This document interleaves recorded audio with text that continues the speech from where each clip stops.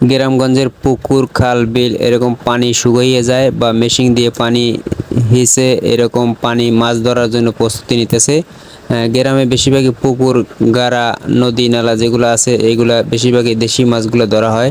এখানে দেখেন অনেক ধরনের মাছ, পানি কমে গেছে, একবার কাদার সাথে এসে গেছে পানি, মাছগুলো দৌড়াদৌড়ি করতে আছে। অনেক ধরনের মাছ এখানে দেখা যাইতেছে। এই দেশ গ্রামে এরকম মাছগুলো ধরতে খুবই ভালো লাগে। দেখেন অনেক বড় বড় পাঙ্গাস মাছ না কি মাছ যেন দেখা যাইতেছে, হয়তো পাঙ্গাস মাছই খুব সম্ভবত, দেশীয় মাছ। টগরার নিচে অনেক সময় শিং মাছ থাকে। দেখেন বড় একটা পাঙ্গাস মাছ দেখা যাইতেছে, কত বড় একটা পাঙ্গাস মাছ। পানি শুকিয়ে গেছে, এখন মাছগুলো সব দৌড়দৌড়ি করতে আছে। অল্প সময়ের পরেই মাছগুলো ধরা হইবে। পানি শুকিয়ে গেছে, মেশিন চলতেছে, একদিকে পানি হেসতেছে আর একদিকে মাছ ধরার জন্য চেষ্টা চলতেছে। একটু পরে সব মাছগুলো ধরে নেওয়া হবে। এই দেখেন পানি শুকিয়ে গেছে, অনেকটাই শুকিয়ে গেছে, অনেক পানি ছিল, একবার শুকিয়ে কমতে কমতে কমে গেছে, মাছগুলো দৌড়দৌড়ি করতে আছে।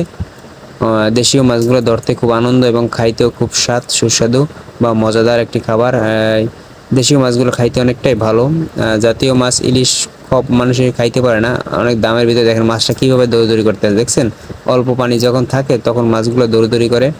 এই গ্রামে বেশিরভাগ এরকম পানি এসে মাছ ধরার টকরার নিচে বেশিরভাগ শিং মাছ থাকে।